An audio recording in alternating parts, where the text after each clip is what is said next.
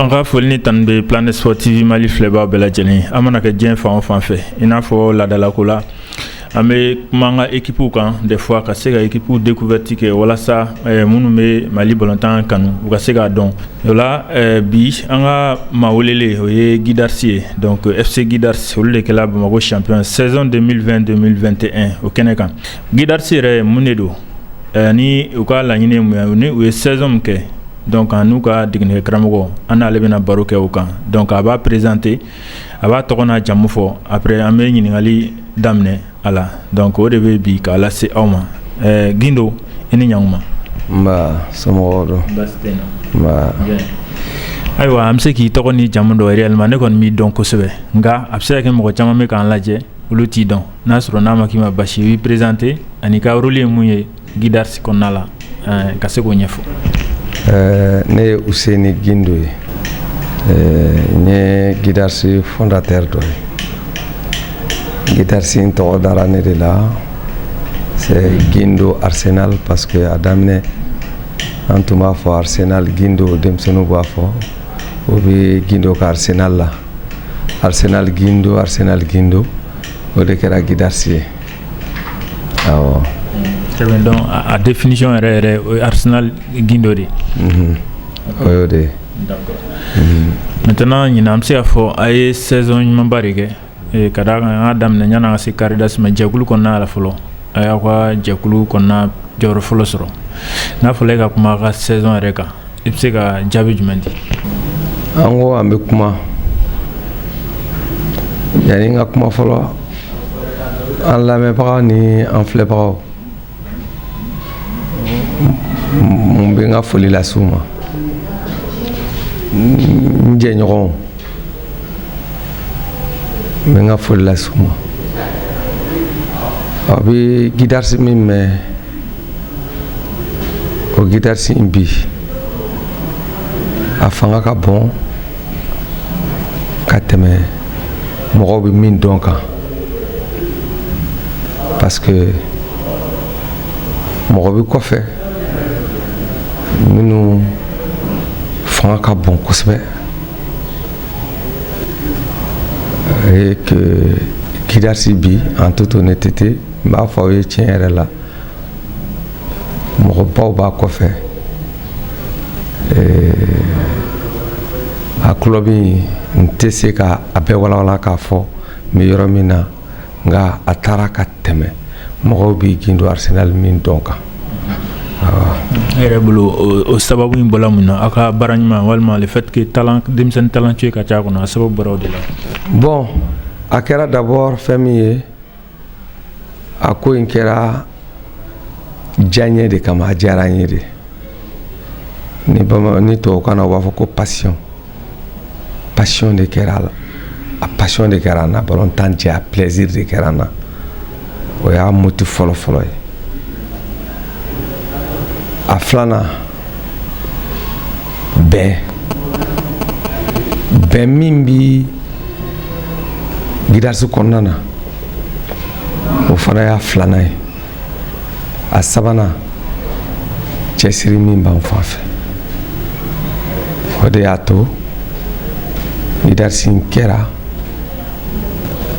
Guidarsi bɛ a mɛnna depuis 2007 n'i y'a ta k'a lajɛ ani bi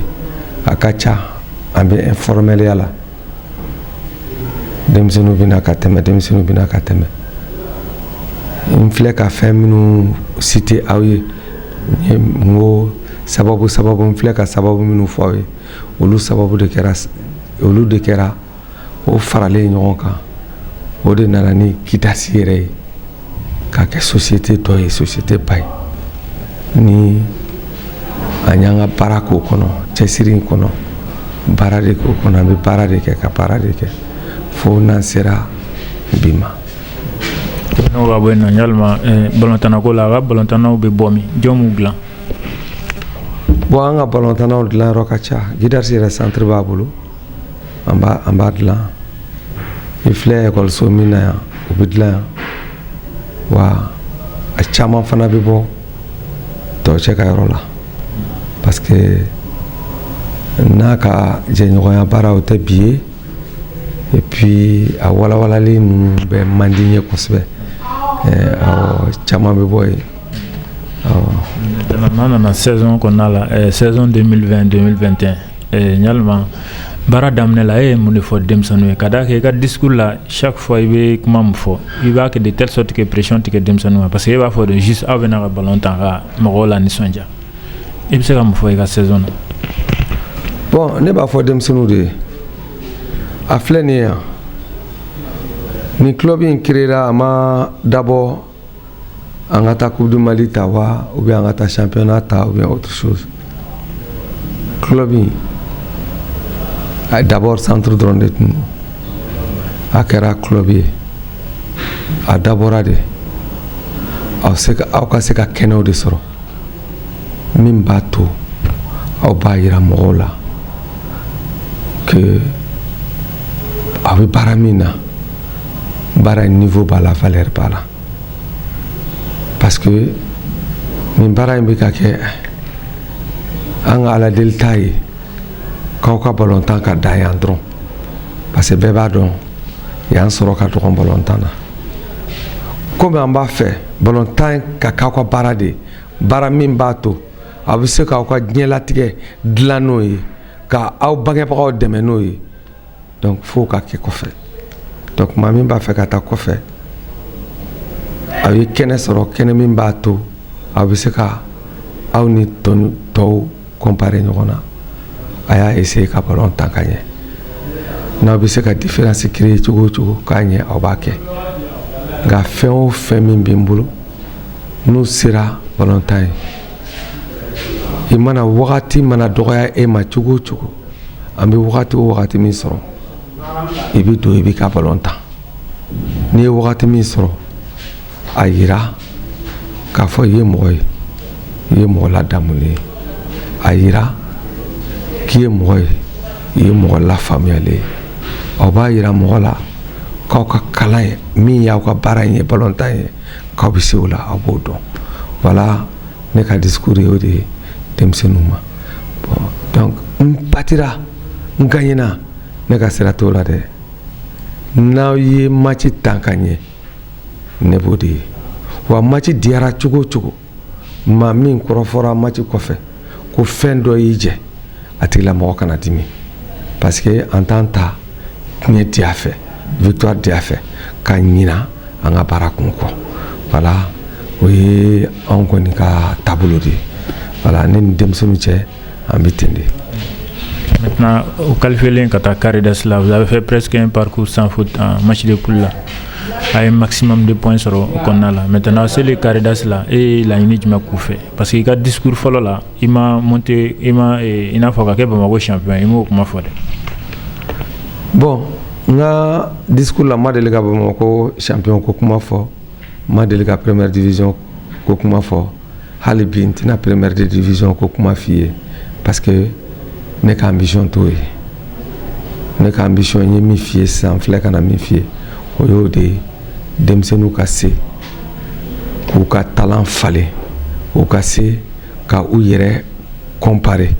u k'a dɔn u yɛrɛ ye min ye n sera n ma se donc o de ye ne ka objectif ye ala nana kɛ ballon tan an kɛra champion ye mɔgɔ b'a miiri k'a fɔ an ye nin kura wɛrɛ de sɔrɔ an ye fɛn wɛrɛ sɔrɔ o tɛ o ballon tan min bɛ taa an b'a lajɛ de dɔɔni an ni min kan ka jouer peut-être ale niveau bɛ tan ale bɛ tan n'an ye nin mɔgɔw don a la nin denmisɛnninw fana bɛ se ka nin kɛ tan an b'u labɛn dɔɔni dɔɔni déjà ni Mali ballon tan an bɛɛ bɛ ɲɔgɔn dɔn n'i taara ni cɛ min ye o b'a ɲini ka gagner i bɛ cɛ minnu bɔ o b'a ɲini k'u gagner ni équipe niveau bɛ cogoya mun na i b'i ka effectif niveau lajɛ donc o de kama ni an ka score ta ɲina i t'a ye 5-0 6-0 4-0 3-0 je pense que depuis an ye championnat daminɛ an ka katibi fɔlɔ don o de kɛra nin ye o Caridas ye a dun donna équipe min na o équipe in n b'a miiri k'a fɔ équipe in kan ka bonya kosɛbɛ parce que seko ni dɔnko a b'u la o kɔrɔ de y'a ye k'a fɔ an bɛ fɛn wɛrɛ ɲini min tɛ titre ko ye. Bon bi an kɛra champion ye caman bɛ an ka yɛlɛliko fɔ an tacogo fɔ n'an yɛlɛla a ka d'an ye parce que an ye professionnel de ye. N'i bɛ baara kɛ denmisɛnninw ka sara o y'u ka dɔnniya yirali de. N'u yɛlɛna première division na a foli b'olu fɔlɔ de ye a bɛ don olu fɔlɔ de ka histoire kɔnɔ. Maintenant n'anw fana bɛ taa an b'a lajɛ de tɔɔrɔ t'a la wa i bɛ taa première division na ko parce que ka taa dɔrɔn est-ce que tɔɔrɔ t'a la parce que nin denmisɛnninw filɛ nin yan hali an bɔra o match in na komi a image cayara aw yɛrɛ ye jabɔlaw ye aw y'a jabɔ yɔrɔ caman weleli yɛrɛ ka bɔ kɔ kan a bɛ k'an traumatiser dɔɔni fan bɛɛ. Bon ni Ala y'a latigɛ nin denmisɛnnin caman fana bɛ yen bolonɔ bilalen don o la ni taabagaw cayara komi n y'a fɔ aw ye cogo min na denmisɛnninw bɔyɔrɔ kelen tɛ o bɛ bɔ Guidars centre kɔnɔ u bɛ bɔ yan u bɛ bɔ académie na GMG la u bɛ bɔ yen. Bon n'i nana k'a ta k'a bɛɛ fara ɲɔgɔn kan n'i ye ninnu bɛɛ fara ɲɔgɔn kan n'i y'a dɔn ko tapa ka ca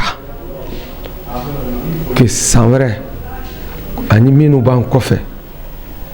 u tɛna se ka première division ta ten an b'an décliner kɛ an b'a di mɔgɔ ma minnu b'an kɔfɛ pour que Bamakɔ Ligue kana perdre.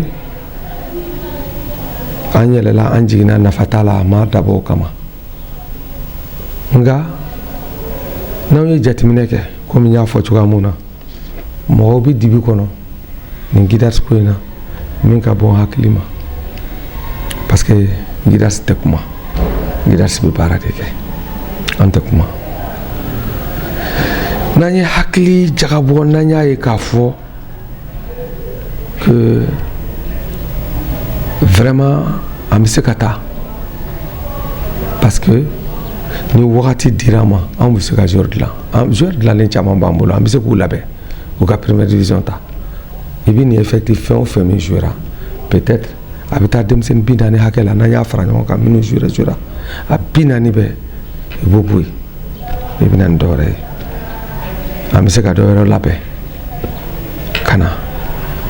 u bɛ ɲɛnɛfin bɔ aw la ninnu ɲɛnɛfin t'aw minɛ parce que a daminɛ aw caman tun b'a fɔ n ye i ka équipe in tɛ salongo ta bɔ dɛ ɲinan kɔni i ka denmisɛnninw tɛ yen dɛ. Bon ni dun nana k'a lajɛ salongo Caritas la i b'i ka feuille de match lajɛ minnu ye Caritas jouer salongo mɔgɔ kelen filanan donna deuxième mi-temps na o y'a to dɔrɔn o ka don k'a ka match laban tan a ka souvenir ta n'o tɛ ale yɛrɛ tun tɛ ne ka programme na kelen dɔrɔn de tun b'a la latéral min ye ballon ta kɔfɛ ka taa fo ɲɛfɛ salongo ale kelen dɔrɔn de tun b'a la parce que a mɛnna yan dɔɔni surcharge dɔw tun b'a kan a ye bana misɛnnin dɔw sɔrɔ a banna donc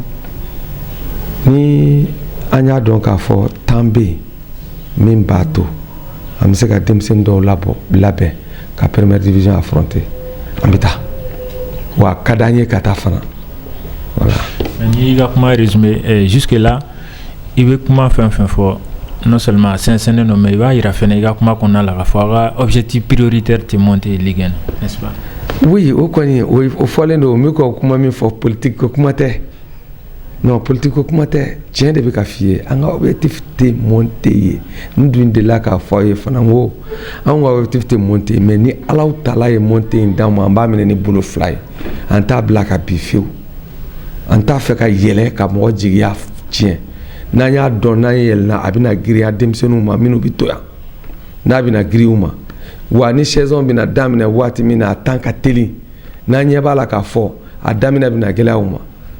a b'an sama k'a di minnu pɛrɛlen don anw ka tɛmɛ anw kan nka n'an ye kow fara ɲɔgɔn kan parce que an b'o baara de la n'an ye kow fara ɲɔgɔn kan n'an y'a dɔn ni nin taara nin waati nin taara waati nin bɛ se ka na nin bɛ se ka na an bɛ se ka nin labɛn ka bɛn nin ma k'ale labɛn ka bɛn nin ma n'o kɛra i yɛrɛ b'a ye parce que ɲinan tɛ dɛ san wɛrɛ tɛ dɛ san wɛrɛ kɔta denmisɛnnin minnu bɛ yɛlɛ a dɔw bɛ yen ni tun nana wulafɛla la i tun b'u sɔrɔ mugu la awɔ. Très bien. Maintenant, Erebolo, a source de motivation est monnaie. Il va denmisɛnninw source de motivation. Source de motivation te foyer parce que avec comme chaque épreuve, c'est-à-dire bon longtemps, match au match, à match dont il y a un devoir surveiller, à match dont il y a une composition, à match dont il y a un examen. Donc, en terrain, en terrain nous connaissons quel est Amadou internat là, à ma prime proposée moi, grâce à ma délicat prime proposée de me te ballon dans la warkama, ou ballon dans la occasion la tigre de kama. Oui, j'ai pas longtemps au cas de la tigre de kama. Ama délicat ou bois katanu et yorola comme match spécial ben. On vient de coroller tu gamuna anana terrain. Anye terrain anye jamaï, anye ko e watmina. Ango ni match imboara devoir surveiller la composition te. Abise ka examen blando walma examen do parce que jama de bora unana balontan la je anga doni rula wala anyo usti senta wala oredo na otameno ka bueno avena monter la ben chugo di 600 bon monter ka foko monter la ben spécial fuitala na meta monter la amba entraînement ka korolen chuga muna amba ko chugo de la anga discours yemi ate yelema anga comportement en demsunu che ate yelema donc on bita comment nya match to temps chuga muna parce que mimba nye Allah taala ton de bato odela kuma autant fela kwe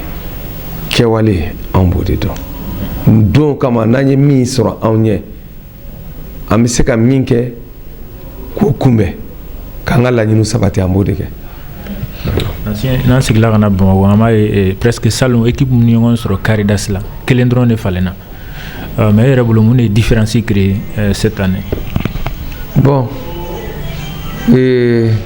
salon kelen dron de falena o normal yo passé kelen min boran o yelena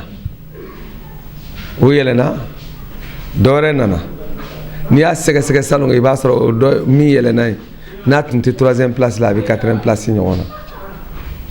Donc, au cas donc volontaire qui est le mal soukoni dougé bara de don oui bara minke kateme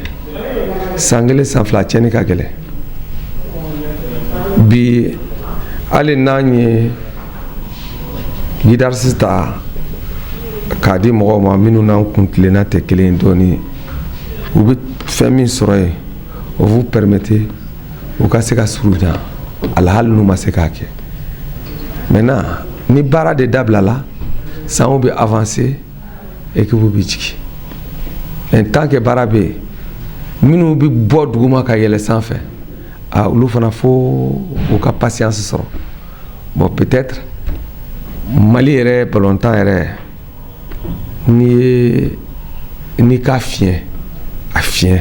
tiens là oui patience de tout la donne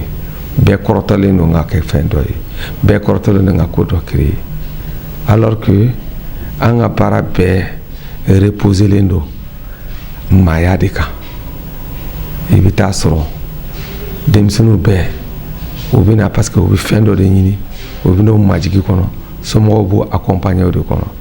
ni eko suko duguche e ka fen yelema akagele bon donc o yere de nanani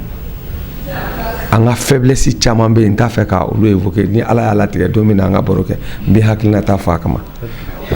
la maintenant ni ngal to e client sa gindo oye demsenu munu kabe ay barendamne mo munu boranyal ma ya klibe doni nawa ibse munu cité anen ni ta la yere nyebe mo joli no wana munu mesega boy ka équipe la kata contrat sur Europe. Est-ce que on continue dans 600 ne se ka fier minu jura guidar lata avec elle est parce que ni guidar ce drone fort ka Arsenal gindo into ya damnena ye do bo nyona de sinon ba dama do fort par exemple do bi kofe do bi malla parce que na fora min bora drone mo nyeba la minu ye chance sɔrɔ ka taa kɔfɛ alors que dɔw fana bɛ yan jamana in kɔnɔ yan u bɛ se balontan na wa u bɛ balola balontan na mais ala de m'a latigɛ u ka se ka kɔfɛla sɔrɔ i yɛrɛ bolo xx raison kama sababu kama bon i b'a ta a tun bɛ Arsenal la o y'a sɔrɔ a ma kɛ Guidarsi ye Jaja Samaseko Salimba minnu dɔnnen don kosɛbɛ ten a tun bɛ Arsenal la o y'a sɔrɔ a ma kɛ Guidarsi ye Real la dɔw bɛ jouer la Real la bi Musa Balo Channa tun bɛ yen Abubakar Kamara ninnu bɛɛ tun bɛ jouer la Arsenal la o y'a sɔrɔ a ma kɛ Guidarsi ye Amadou Aïdara ale tora Arsenal la a donna académie na mais a nana jouer Guidarsi la Amadou Aïdara fila yɛrɛ de don kelen tun ye Real capitaine ye bon kelen fana bi o kɔni o dɔnnen don diɲɛ bɛɛ fɛ o ye Arsenal kɛ a tilala ka Guidarsi kɛ parce que an ye compétition dɔ tan 2017 Sami n'a taara coupe du monde yɛrɛ la a tun bɛ n ka effectif la Mohamed Kamara dɔ fana bɛ yen camancɛ Chaka Sidibe bɛ Real la bi o fana sen b'a la o ye Arsenal kɛ joli b'a la fana Namori Sangare Ousmane Kamisoko ninnu bɛɛ tun b'a la ninnu bɛɛ ye Arsenal kɛ u ye joliba kɛ kɔfɛla la Salam ak Zidou Fodé Doucouré Obi Rems i y'a dɔn Yves Bissouma ninnu Sekou Doucouré ninnu bɛɛ jouera Guidarsi la Kwame Rominique Zoui Lucien Zoui ninnu bɛɛ jouera Guidarsi la Guidarsi san dɔ la an yɛlɛla Détroit la c'est pour k'a fɔ ye ko an ka ambition tɛ ka taa sanfɛ ye o san an yɛlɛla D2 la an taara jouer an yɛlɛla D2 la Sulemani Jara ninnu n y'o de f'i ye n k'a ka ca yaya an taara jouer D2 la Sulemani Jara yɛrɛ de kɛra o san Détroit meilleur joueur yɛrɛ ye an nana an yɛlɛna D2 la an na ninnu ye minnu ye compétition kɛ Salim kelen yɛrɛ bɛ Adama Balo bon ninnu bɛɛ an nana n'u ye Real la mais an ye D2 jouer D2 fana a mɔna o y'a sɔrɔ Real bɔra 94 compétition africaine min na 93 saison 93 94 mais 94 saison 92 93 hakili t'a la ka ban je pense que a bɛ bɛn 94 de ma 13 14 o 13 14 an nana ni joueur dɔw ye o san diyalen san min dar'o kan an nana ni joueur dɔw ye Real la o y'a sɔrɔ ni an tun bɛna ni joueur ye k'a di Real ma tan 8 o ɲɔgɔn de tun bɛna par saison bon donc an ye denmisɛnninw na an seginna ka taa 3e division na parce que an tun tɛ se ka 2e division maintenir u tun ka dɔgɔ u tun ma ca kosɛbɛ ainsi de suite bon sisan an y'a daminɛ an bɔlen jiginnen yen nɔ an ye championnat minime daminɛ ni groupe dɔ de ye o de ye Fodé Doucouré ni Salamu ka groupe ye k'a daminɛ ni championnat minime ye ka na championnat cadet ka sɔrɔ ka na monter tan o de yɛlɛnna sisan o génération de filɛ nin ye ka na dɔw taara dɔw bɛ yen u dɔgɔninw fana nana griffe an na ɲinan ka continuer an bɛ ka continuer ten de baara la n'an y'a dɔn dɔgɔnin minnu bɛ yen ou bien réservoir min bɛ yen kɛrɛfɛ olu bɛ se ka D1 tan an bɛ to D1 na an bɛ taa et on va jouer à fond mais n'an y'a dɔn k'a fɔ ça va devenir compliqué yan'an ka ligue Bamakɔ ligue garijɛgɛ siri donc k'an yɛlɛnna an jiginna et cetera an bɛ a ɲini u fɛ u bɛ sira ɲini k'a di mɔgɔ wɛrɛ ma voilà donc an ka sigi bɛ ka se a labanyɔrɔ la i bɛ se ka mun fɔ ka se ka an ka baro in kuncɛ bon ne b'a fɛ ka min fɔ ka baro in kuncɛ diɲɛlatigɛ ye wagatinin de ye bi an ye Guidarsi sini ni ala tɛ an t'a dɔn an bɛ kɛ min ye que an ma jɔn équipe si la an ma jɔn équipe si la k'a fɔ ko parce que an kɛra champion ye an ka fisa n'u ye an ma fisa n'u ye que bɛɛ n'i ka politiki de don, bɛɛ ni hakilinata de don. N bɛ min ɲini n baarakɛɲɔgɔn ou bien club tɔw ye, a bɛ fɔ collègue, n t'a dɔn bamanankan na a bɛ fɔ cogoya mun na, n bɛ min fɔ, voilà, n bɛ min fɔ aux dirigeants sportifs ye, balontannaw bɛ Mali la yan, niveau bɛ Mali balontan na, que c'est pas la peine u ka boli sélection nationale kɔ, c'est là le bas blesse. U kana boli o kɔ, ni nana ko ne fo ne den ka jouer, ne ka denmisɛnnin ka jouer équipe nationale la, n'a ma jouer ballontan na tɛ etc. ou bien ni dɔ bɛ équipe nationale la n bɛ ɲinɛ dɔ kɔ, a y'a hakili to denmisɛnninw bɛɛ la. Dɔw bɛ garijɛgɛ sɔrɔ ka taa, mais i b'a sɔrɔ dɔw ka ɲi n'u ye o ma taa, anw b'a réalité o dɔn. Produit min b'u bolo yen, produit sɛbɛnmanw de don. Ne ye championnat 2D ye cogoya mun na, wallahi balontanna tɛ Guidarsi dɔrɔn bolo dɛ, balontanna bi équipe caman bolo. N bɛ équipe kelen exemple ta k'a d'aw ma, Jikɔrɔni Para denmisɛnninw ko Pays-Bas, ne o ye ne bati o don n ye équipe min bɔ ka taa, o équipe ma se k'u kunbɛn o. Mais et pourtant n'i taara denmisɛnninw ye terrain kan, ni tun y'u ye dusukolo ni dɔnniya min tun b'u la, i b'a fɔ k'u ma bɔ Mali la yan, i b'a fɔ u tun bɛ compétition africaine de la.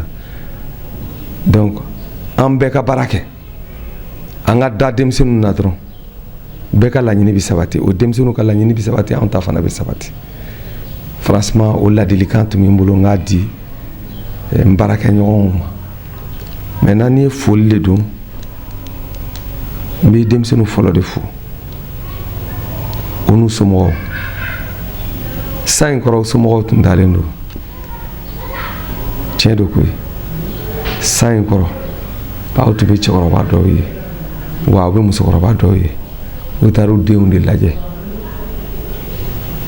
N'i y'u lajɛ a bɛ mɔgɔ ɲɛji bɔ kun bɔ, u sigilen don u denw nɔfɛ. Foli b'u ye u n'u denw. Foli bɛ n jɛɲɔgɔnw ye, ne kelen tɛ nin baara in na o. Gindo yera Ala y'a latigɛ, sababu dɔ de y'a to ni danaya in dalen don kan ka denmisɛnninw diyan. Nka dibi kɔnɔ dɔw bɛ yen n'an b'a fɔ minnu ma éducateur dɔw bɛ wuli sɔgɔma 8h fo 18h, heure ni heure n bɛ nin groupe ta, o bɛ baara la. Dibi kɔnɔ baara yɛrɛ ka jugu, i bɛ b'o la. An ka baarakɛyɔrɔw la a bɛ minnu ye, a bɛ jɔn u la. Dɔw bɛ na depuis 6h u bɛ yɔrɔ jɔsi la, u bɛ fɛn bɛɛ la. Mais olu de ye académie ou bien talent sportif, olu de y'o ye o. Bɛɛ bɛ taa so dimanche ka taa da u ka so, mais olu bɛ yen u bɛ baara la. Foli b'u ye, n'olu tun tɛ a tɛ diya fana ta. N'an bɔr'o la, an b'an ka ɲɛmɔgɔ fo, n'i y'a ye an dara an yɛrɛ la, an ye kalan sɔrɔ, an y'a sɔrɔ mɔgɔ dɔw de bolo. N'an ye bonya sɔrɔ, cela veut dire que an ye danaya dɔ de sɔrɔ pour que an ka don bonya ye hukumu kɔnɔ. O ɲɛmɔgɔw ni foli ka kan. N'o bɔra la, n'an nana kɛnɛ kan, i bɛ arbitre lajɛ. Ɲina arbitrage u y'a yira ko Bamakɔ Mali sera professionnalisme ma. U ye arbitrage kɛ métier ye ka bɔ garibuya la. Anw ye san dɔw tɛmɛnen, arbitre dɔw ko bɛ fɔ cogoya dɔ la, arbitre dɔw bɛ ko dɔw kɛ terrain kan, e min bɛ balontan dɔn, hali ni mɔgɔ m'a fɔ ko namara kɛra, i b'a dɔn ko filiba b'a la. Ɲina ne kɔni ye match o match min ye, en toute honnêteté n m'a fɔ ma fili, ma fili ye fili min bɛ match résultat influer. Franchement ka foli d'aw ye, a bɛ diya n ye. Bamakɔ ligi fana ma sɛgɛn dɛ. U ye jateminɛ kɛ, u ye ko bɛɛ sɛgɛsɛgɛ. N'u y'a dɔn hali e ni arbitre fɛn dɔ b'aw ni ɲɔgɔn cɛ, u b'a bɔ i ka match la pour que u kana tɔgɔ kana tɔɔrɔ. Donc mankan ma ye organisation facile a organisateur a bɛɛ y'u cɛsiri. An y'a ye u ka président de la commission d'organisation a yɛrɛ bɛ geste dɔw kɛ pour que lumière ka mɛnɛ fɛnw ka kɛ. I b'a fɔ k'a ka du kɔnɔna a b'a ka salon kɔnɔna labɛn cogoya mun na. État kan ka baara kɛ yɔrɔ min na a b'a hakili to la. Foli b'u ye. N'an bɔr'o la aw média mɔgɔw, aw yɛrɛ ye club ka baara caman kɛ o. Parce que i bɛ bɔ match la, i bɛ taa so k'i da, i bɛ don i ka téléphone kɔnɔ, Facebook kan ou bien groupe WhatsApp kan, action minnu tɛmɛna i b'a bɛɛ ye. Fɛn minnu kɛra match ye i b'a sɔrɔ jama bɛɛ éclaircira o la, a y'a kunnafoni passé. Wa aw ka kunnafoni di la maa si ma deli k'a dɔn, maa si ma deli k'a ye aw ka kuma cogo la ko k'aw bɛ nin équipe in fɛ ka tɛmɛ nin équipe in kan. Min ye min kɛ o bɛ fɔ. Donc hali minnu bɛ jamana kɔ kan u bɛ ballontan suit, u ye compétition suit comme n'u bɛ terrain kan. Parce que ne ka masakɛ caman bɛ kɔfɛ o, n b'a dɔn min bɛ yen. Donc foli b'aw ye kosɛbɛ, foli b'aw ye. N'aw y'a ye mɔgɔw b'an wele kɔfɛ ka na, c'est que aw kumana, aw y'a kɛ de, aw ye ja yira de. Ja dɔw bɛ ne bolo ne b'a lajɛ, denmisɛnninw ka baara ɲuman kɛlen n'aw b'a fɔ fo fari ka sin yala. Donc foli b'aw ye. Vraiment n'o bɔra la fɛn o fɛn min y'an kanu ka taa ka billet ta ka t'i sigi nin san in kɔrɔ walima ka t'i sigi tile tɛmɛnenw kɔrɔ ka na k'an supporter ko parce que an ka philosophie diyar'u ye. Foli b'u ye. An tɛ ɲinɛ maa si kɔ ko i bɛ fɛn dɔ kɛ mɔgɔ la a tigi bɛ ɲinɛ, i bɛ fɛn dɔ kɛ mɔgɔ la a tigi bɛ jɔn a la. Nka n'i ye fɛn dɔ kɛ hali n'a tigi kɛra fitiriwale ye n'a ye a b'i bonya parce que a n'o bɛ sa a kɔnɔ. O ye kanu min kɛra k'a ɲɛsin anw ma. N ɲɛ dara maa o maa min kan hali bi a bɛ komi min ni kuma in na i fɛ, a bɛ komi ɲɛ b'u la, u tun bɛ ka kuma min fɔ ne ma, u tun bɛ ka kuma min fɔ n ye, o de b'a la ka kɛ. Donc n bɛ Ala de deli que Ala ka jigiya in ta fanga d'anw ma parce que nin ye baara gɛlɛman de daminɛnen ye tan. Mɔgɔw ka da i la i ka se yɔrɔ dɔ la. An bɛ Ala de deli, Ala k'o barika don an kɔrɔ pour que an ka jigiya fa, an ka mɛn ka mɔgɔw nisɔndiya. O nisɔndiya in kɔnɔ an tɛ titre ko fɔ toujours, on b'a fait d'être à la hauteur. Awɔ. I n'a fɔ a bɔla ka sisan mun ye Useni Gindo, ale de tun b'an bolokɔrɔ bi, ale tun an ka maa welelen an ka débat sportif kɛnɛ kan. Bi a bɛ projet wɛrɛw fana la n'o ye talent sportif mais olu bɛna kɛ a dama sujet n'Ala sɔnna ma, an bɛ n'o fana découverte kɛ. Donc a fɛn fɛn mun y'a lajɛ a mana kɛ diɲɛ fan o fan fɛ, an bɛ foli ni tanu bila aw ye a ka fɔ a ka to Planet Sport TV Mali kan n'Ala sɔnna ma. Mali balontan kibaruya ani farikolo ɲɛnajɛ tɔ bɛɛ lajɛlen a b'a bɛɛ lajɛlen sɔrɔ k'aw to aw sigiyɔrɔ la n'Ala sɔnna ma, aw k'an bɛn sigida wɛrɛ kɛnɛ kan. Assalamu alaikum.